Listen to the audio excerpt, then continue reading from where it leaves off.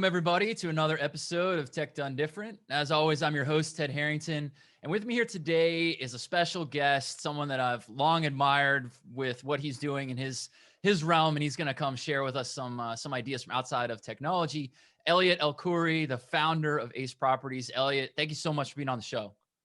Ted, thank you. I'm so excited to be on this. This is actually my first official podcast. I've been kind of putting these off for so long, but they're great. And having these kind of conversations with people outside of my usual space, I'm pumped to do it. Hell yeah. Well, mark the calendars. Today was the first podcast, and remember us when you're famous. So actually you already are famous, to be honest. So, just on TikTok, right? just with a bunch of like 22-year-olds. There's so much about that one statement that we definitely want to dig into today. And we'll start there. But first, I wanted to just give our audience a little bit of context about like who you are and why I wanted you to be on this show. Because they might be thinking, wait, this guy's in real estate? What's the application here? And as I like to do in this show, the whole purpose of the show is to help people think differently.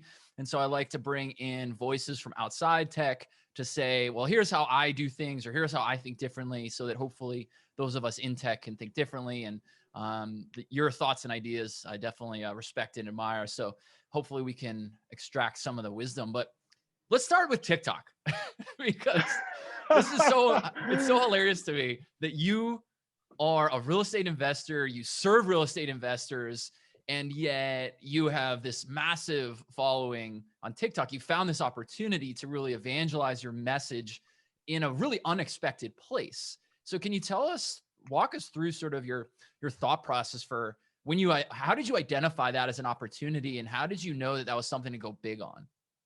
Well, like most process innovations, it was an accident, right? It was a complete accident. I think we started using Instagram to try to get investors to follow us a little bit more, because we realized a lot of investors a lot of investment providers or companies that are in the real estate space don't really use social media much. So we saw it as like an opening, and we just couldn't get that reach on Instagram that we wanted. So all right, let's do videos. And man, recording videos and editing videos is a bunch of work. And we've got a full-time business to run here. We're not full-time social media influencers. That's not where we generate our revenue. So how can we make this quick? And I had a friend who's big on social media, and he kind of consulted with us at first. He said, make your videos on TikTok. Make videos only for Instagram and make them on TikTok. It's just a really easy platform. And while you're there, just post them on TikTok, right? And I remember this was like in the beginning of 2020, like January 2020, February 2020. So right before the pandemic hit and TikTok blew up. So there was a timing and a luck component of being early to that market, because I remember posting daily, and it was like 5,000 views, 5,000 views, 5,000 views. And I made some silly video about like, this is my house, and oh, I don't pay for it. Just some catchy tagline. And then boom, like 350,000 views, like over a weekend. And I'm like, I didn't pay $1 of advertising. 350,000 people just watched what I had to say there over about 15 or 20 minutes of work. Like, this is massive. So I kind of stuck with it, and it didn't blow up quite that fast, but it was so unsaturated. It was like, and this is, I guess, a theme of your podcast often probably, this space was so uncompetitive and uncrowded. And I remember like my friends, like younger brothers and younger sisters, are like, why are you on my TikTok feed? Like, get off my TikTok. I'm trying to do a dance video and like lip sync. And even my employees, like I had a younger employee at the time who was like 23, and she kind of ridiculed me. And she was like, hey, your investors that are coming in, opting in, like they're a complete waste of time, the people that are coming from TikTok, but stayed the course just because of the amount of reach. And I figured like any platform where you could be in front of hundreds of thousands of people easily with little effort and money, like that's worth investing in. Yeah, and you combine that certainly with, you're good at it. I mean, you're able to distill these ideas down into these short little videos. And I watch like pretty much everything that you post, and every single one, I'm like, oh yeah, in like 5 seconds, I just got a really good idea. So how do you do that? How do you distill an idea down so simply? You know, it's all about stories for me. Stories and value. Like when it comes to getting on social media and being in front of people, and I think the future of like advertising is social media. I think social media is like the new TV, and I think the internet is like really in like the early stages of its maturity. Uh, and people are just interacting with everything comes through these social platforms. Like there's one for everything now, and every business that's trying to evolve into being an internet business includes some level of like community and ecosystem, right? So people are just in their smartphones, and smartphones are excellent devices now. They're far better than they used to be. You could do everything through them. Uh, so reaching this broad audience, but also giving them a ton of value, because you look at the competitors out there and they're all trying to kind of sell something. And I think in a lot of spaces, it's very obvious what a business wants. Instead, I try to focus, and it falls flat on its face often, but you got to try to focus on what the people who are watching the video want, and then just give them something that I probably should be charging them for in that video, but for free every time. That's really good advice, right? Yeah. I mean, it seems intuitive. Start with what people want. But you're totally right. I mean, even within a lot of social media, advertising, you see a lot of stuff that's like, this is just one way blasting of a message as opposed to teaching people things. And yeah, that idea of give them the thing that you should charge for. And it seems like, I don't want to speak for your business, so tell me if I'm right or wrong on this, but it seems like by giving those ideas away that you should charge for, it pays for itself multiple fold when people say, well, I want more of this guy because it's so good. Every time, like customers come to us with a parasocial relationship. Like I get on a Zoom call with a client that wants to spend $1 million with us, and they know you already.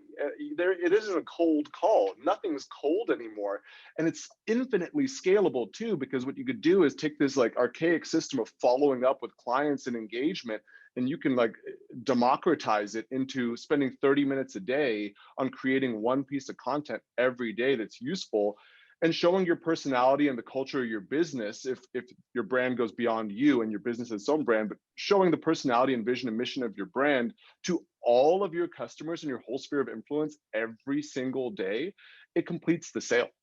Yeah. So it's very scalable, especially for a small business where you don't have like a TV advertising budget, right? Or just tons of money for Google AdWords that isn't as easy to be able to get into and have that kind of reach.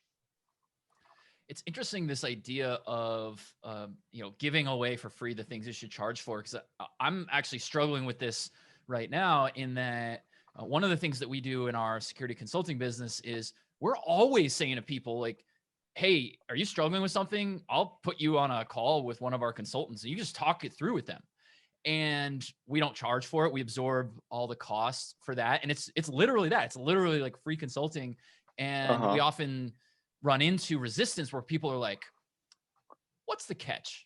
Well, what are you really doing here? I'm like, I'm just trying to give you free advice, because I believe what you've demonstrated to be true, that if I give it away for free and it helps somebody and it's the right fit on both sides, then like future good things will come from it. I don't need to charge you for that first conversation in order to deliver value or to obtain value later. And I like to tell my clients that flat out. Like they'll come to me and go like, what's in it for you? And I'm like, let me tell you, like when I give you all this free stuff, you're going to buy stuff from me and I'm going to make a ton of money and you're going to be happy.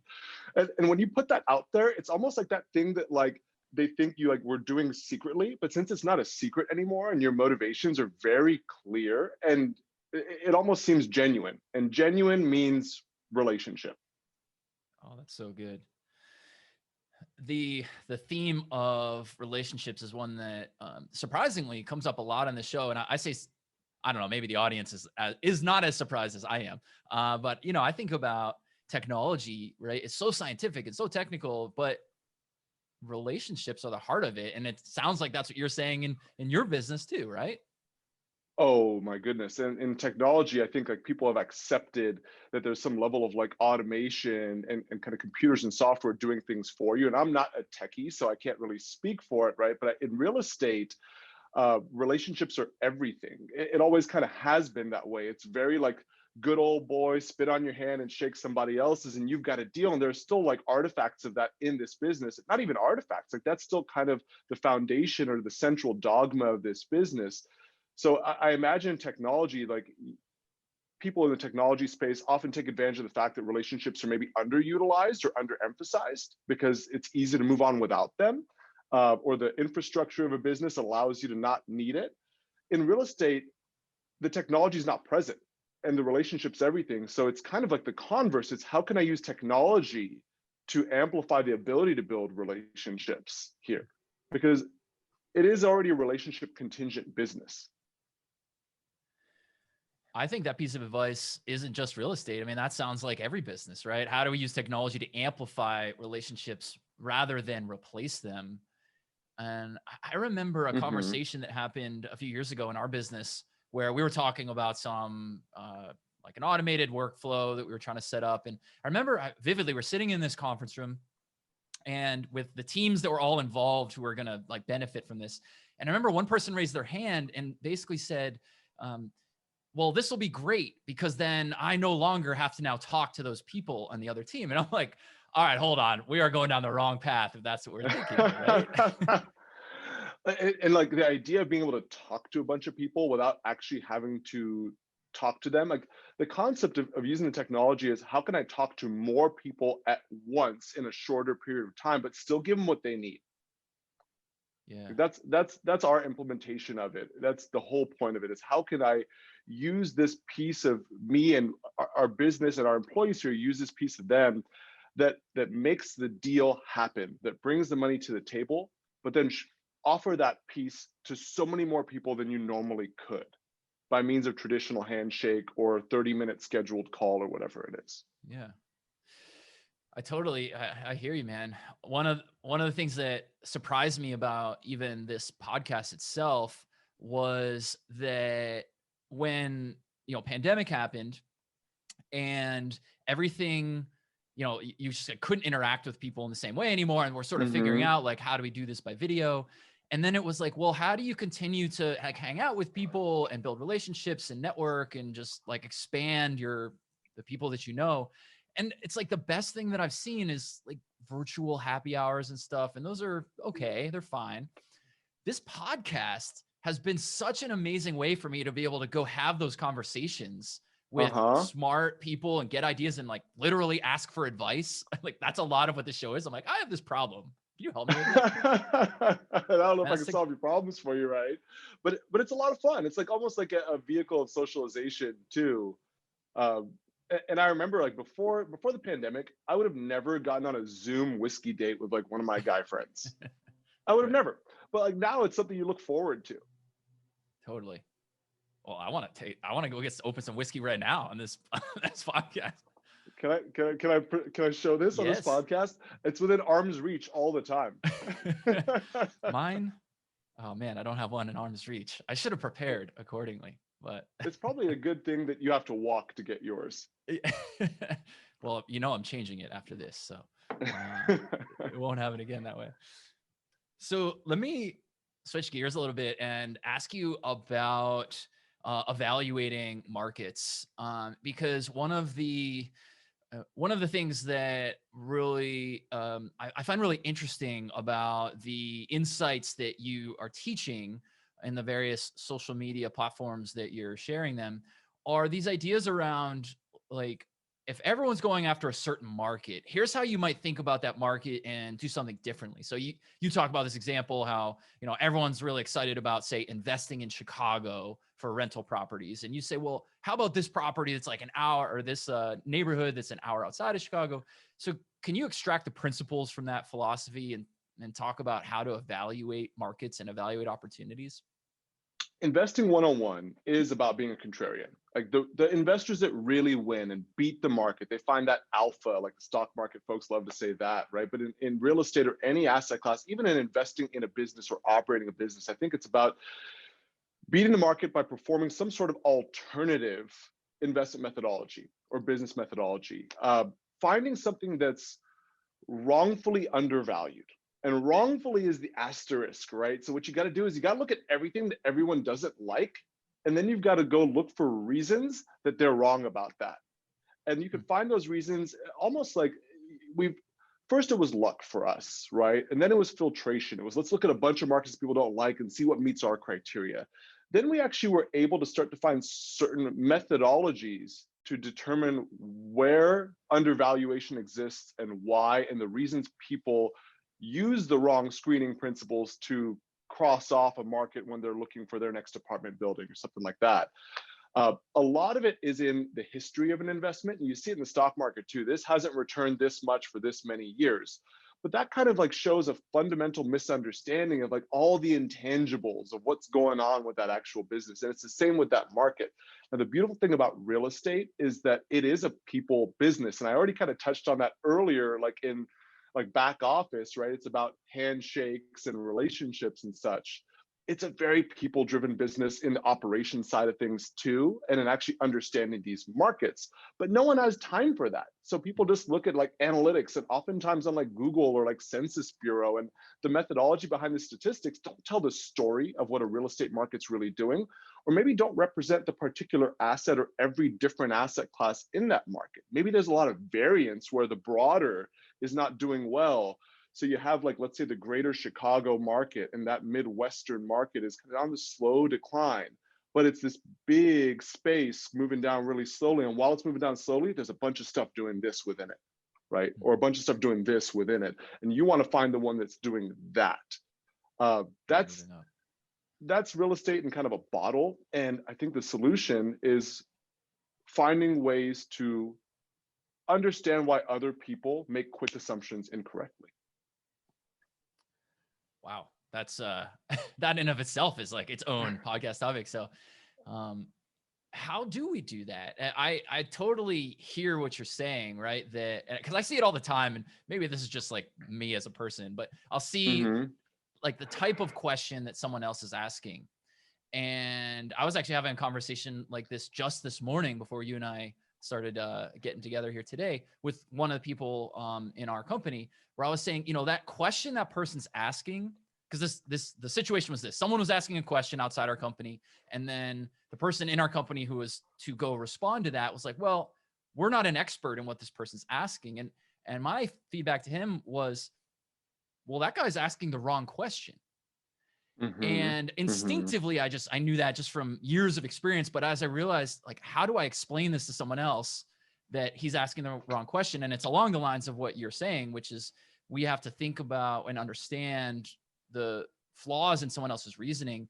How do you do that? It's very interesting. And I know it within the scope of my space, right? So I'm going to try to take it and like maybe generalize the philosophy and not make it so subject matter specific. But it's very often that like someone will come to you with a misunderstanding, like you said. And if you're an expert, if you're the person that's gone and done the work to understand these finer details about this subject that most people just won't unless they're an expert and like are interested in being one or desire to be one, then they're just not going to have those details. So you'll be able to tell them why they were wrong. And I think there's a level above that of like recognition that creates opportunity, and is finding out why people have a wrongful assumption about this thing that you truly understand. And then understanding how they got to that wrongful assumption will then give you a kind of a filter of, okay, now I know where the path everyone's going down to get to this wrongful assumption. So I can almost chase opportunities that exist somewhere on that path. Because you could assume that many people will have that wrongful assumption. So it's kind of like a, how did they get there? And for me, it might be something like people coming to me going, well, I don't really love investing in the city of East Chicago, Indiana, because there's been a population decline over the last decade. But they don't know, because it takes a fine understanding of the intangibles, that there was a lead contamination crisis in a subsection of that city in the 2000s that caused a whole section of that city to be uninhabitable and just basically demolished, right? And that forced people to leave because the number of available housing units reduced.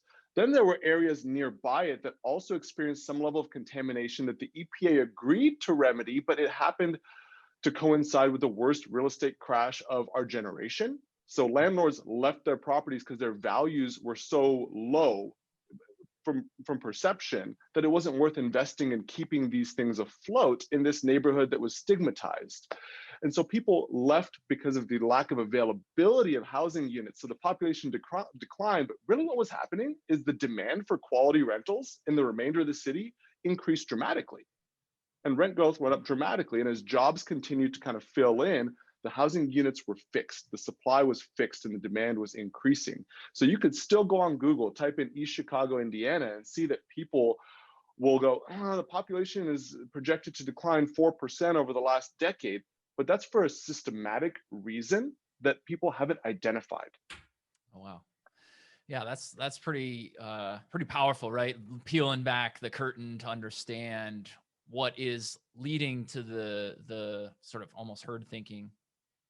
So you bring up an interesting topic that I would definitely wanted to ask you about, which is numbers. And I think that in such a technical and quantitative field as technology, we obviously, and I think this isn't exclusive to technology, but we're very data driven in this field.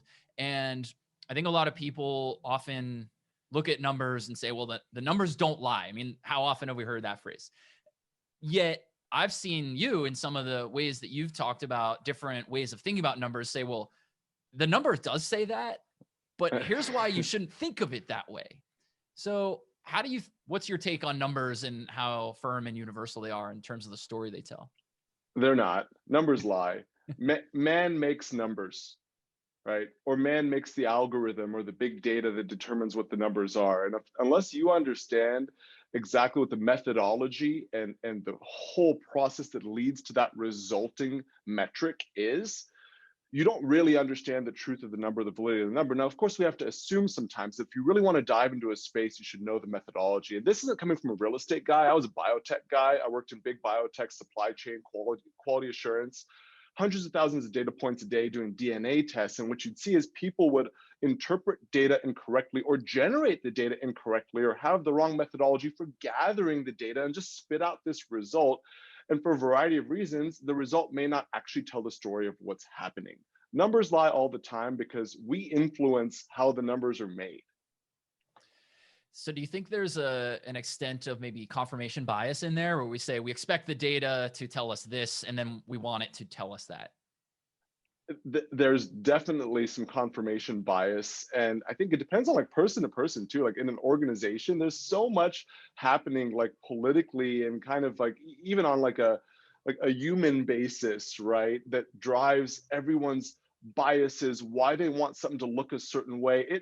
I've seen it be as simple as they want their job to be easier or the project timeline to be met or this milestone to be completed, or they want a certain result because that's what the funding is pushing for, or their manager just wants to be able to tell someone up above them that they're done with this thing and they got the success. And numbers are altered for a variety of reasons. And it's kind of funny if you go back to like this real estate space, right? People look at population and I go, hey, where do you think those population metrics came from? And then the gears get turning, right? And they'll go, no, maybe the census. And I go, okay, how do they measure that? Well, someone came and knocked on my door a couple months ago. What did they ask you? Who lives here and who else lives here? And what are their genders? And not their names, not anything, not how long have they lived here, not is this their mailing address. And a lot of people don't answer the door. But hey, do you think everyone answers the door? So when you really like look further, I think there's more than confirmation bias. I think there's coming from science, and I don't mean this to sound like a cynic, but people come up with crappy methodology all the time. Yeah.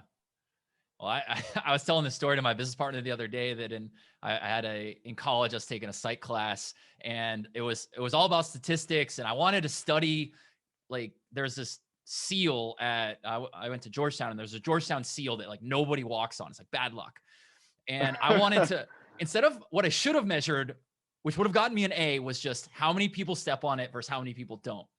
But instead I wanted to measure who gets pissed off if I tell them they did the opposite. So like I stood in front of it with a clipboard and every person who intentionally avoided it, I said, you stepped on the seal. Why did you do that? And then I measured, did they react aggressively?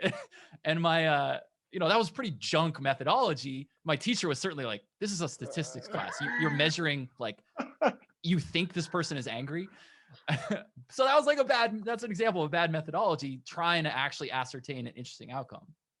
Oh, and people like will create like, how project management works. It all starts with a scope of work, right? Yeah. And everyone wants to meet that scope. So they'll go ahead and like force things into conforming with that scope that ends you at that place that you expected. It always happens. Yeah. So if you think about, I heard you say the other day that you really like taking strategies from tech and sort of applying them to your business, looking at some of the big tech companies and how they've succeeded or failed. What are some of those strategies that you personally like and have applied outside of technology? Sales process was a big one. Sales process was a big one because real estate's like that archaic old sales process. Door knock, leads, shake hands, relationship, cold call, that kind of stuff. And I worked in software sales for a while before I started this, between biotech and this, just to make a little bit more money, right?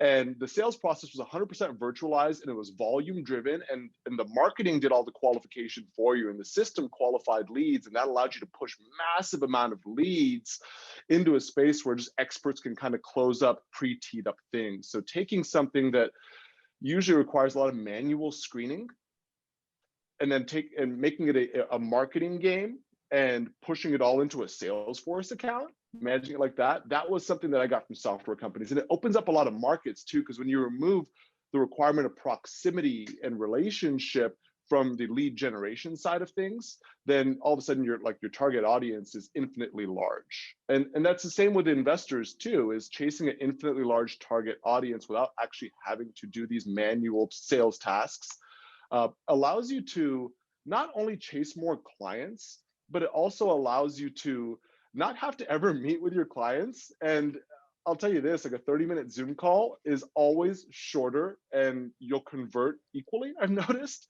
if you set the right expectations versus like a face-to-face meeting. Like investors come to the office here and it's like a 2-3 hour thing and they don't convert it at a higher rate at all, right? I mean, the qualification is a qualification. Took a lot of Lean and Six Sigma principles from biotech supply chain too. A lot of them. And running a business more efficiently, you find that people don't pay attention to that stuff. It's not just really the concept of taking from tech, but it's taking from like bigger businesses and applying big business concepts to a small business. Small businesses operate in this very scrappy way, and that's important.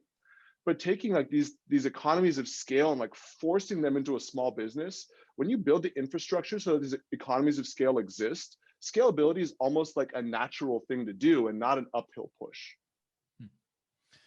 I love it.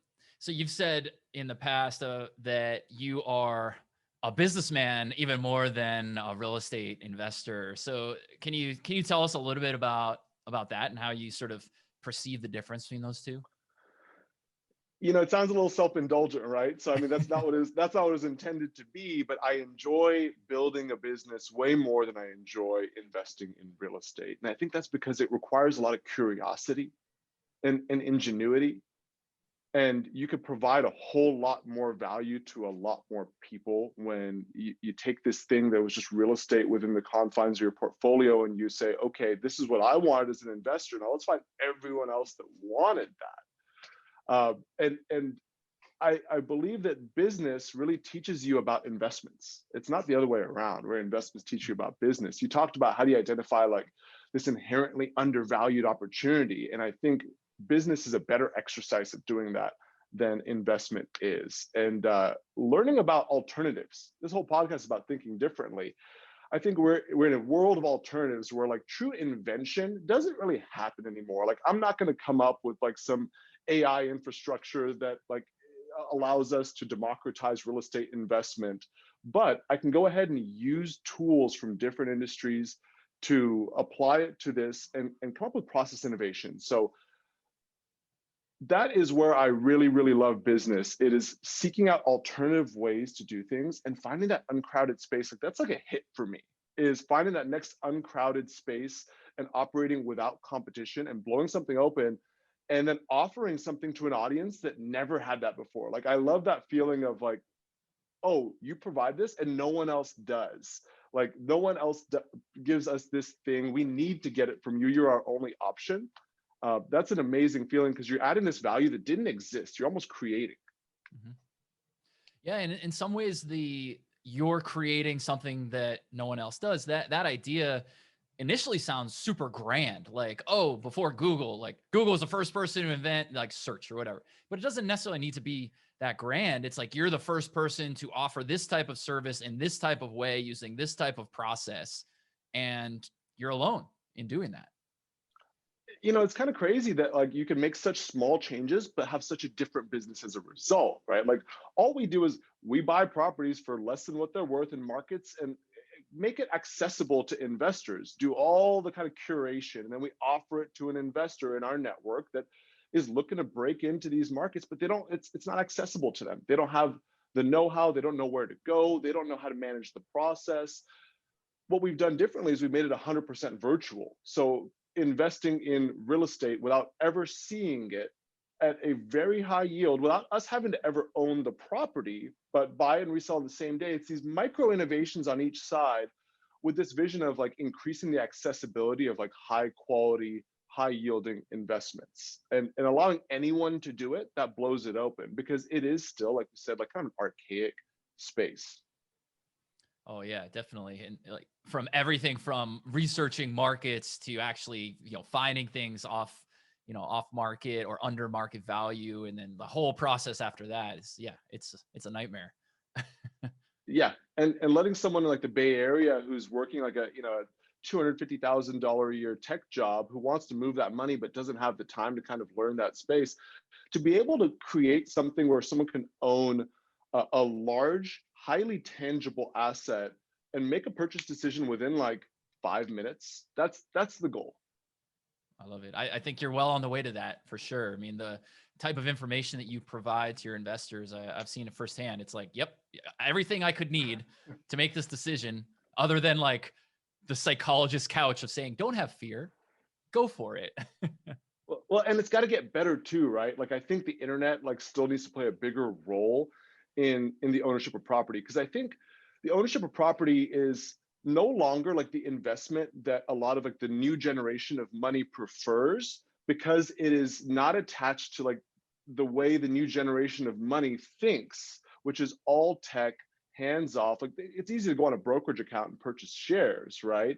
But like the concept of purchasing property, they don't like that process. That's not how the 30 to 40-year-olds who are doing well in today's world and motivated professionals, that's not how they want to invest, right? So there's this, I think, a concept of like an online marketplace that is fully self-serve for a property owner who wants to sell and a buyer, but guided by the marketplace itself, so that every bit of information you need drives a certain sale price suggestion like to a seller, and then the property's up with no obligation for anyone who wants to invest in that property to look at, and they don't have to call a realtor and ask questions. Everything they need is right there, and the process is like self-facilitated. I think that's what like the democratization of real estate investing really looks like, and I think it's the future of it, because the space is not going anywhere. Real estate investment and real property is something that is always going to be needed, period. We're not going to like, have you ever seen Westworld?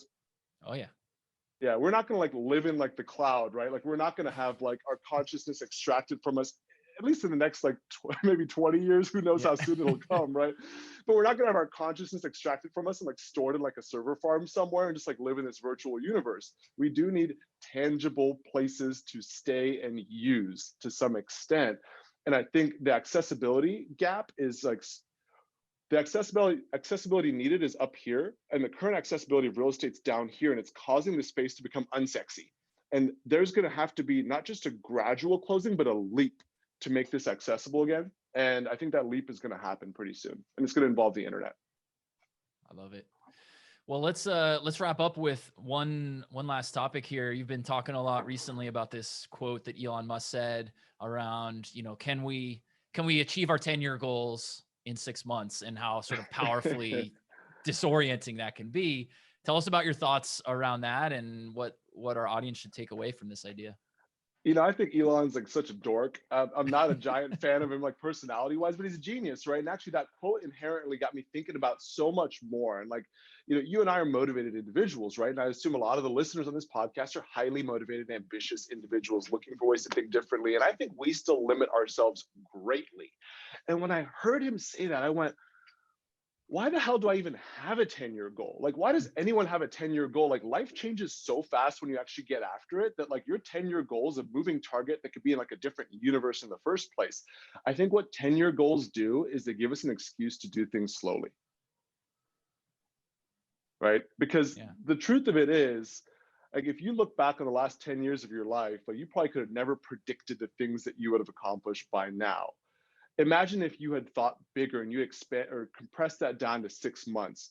Compressing goals to a shorter term, that in itself forces you to actually get up and build something. Even if it's just a plan, it forces you to make a plan, because when you're racing against the clock, and a lot of us like high functioning entrepreneurs have like basically like high functioning anxiety, right? It's what drives us through like our careers and our success. And one thing that's characteristic of us is procrastination.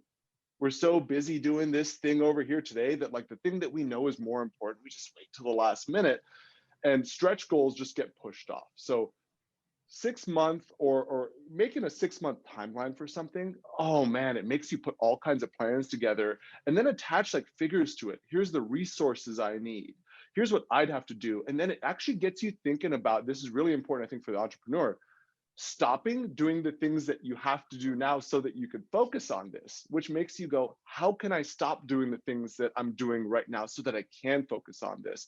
And just out of thinking about that goal, we've got another hire here. I've delegated more duties to an investor relations rep. Like we've raised marketing budgets here so that marketing can replace like manual effort, or you can kind of supplant like conversion through effort with just stacking the lead pipeline bigger. But now the lead pipeline's bigger, so you're going, okay, how can I make the qualification process better and more automated? Like just so I can clear my table to chase the 10-year goal in 6 months, I've had to change my business, or at least my plans for my business. It's an amazing exercise that I think all of us should engage in. Yeah, I love it. I mean, really any mental exercise that makes you look at the parameters that are defined and destroy them and say, do something different. Like we have this thing at our company that we call the 10-10 rule, that will look at different situations and we'll say, okay, well, if the outcome of doing it the traditional way is like whatever X, we'll look at it and we'll say, how do we do that thing, but get 10 times the value for 1/10 the investment? Which is a And you look at crazy that and thing. it's like, yeah, it's like impossible. But what it definitely does is it makes you say, well, we can't do it the traditional way. There's no way to do that, get that return on the That's traditional it. way.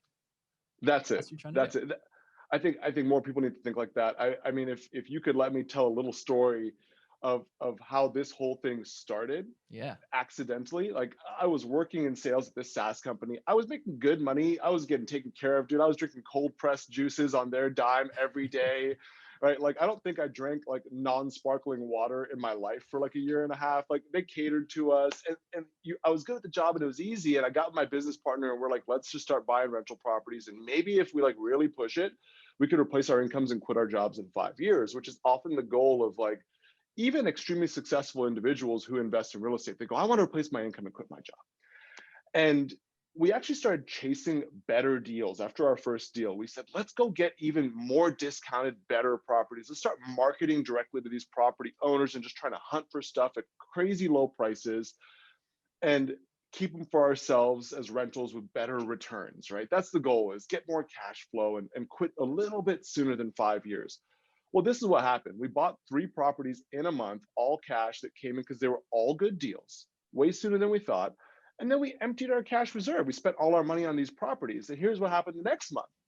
3 more really good deals came in, and we didn't have money to buy them. And we're like, man, we need the money to buy this. How do we do it? Let's sell those 3 from last month. Then we sold those 3 from last month and we made like 30 grand real quick on properties that we didn't even like do anything to. And then those next 3, we're like, ooh, should we keep these or should we sell them to buy the next 6 or 7, right?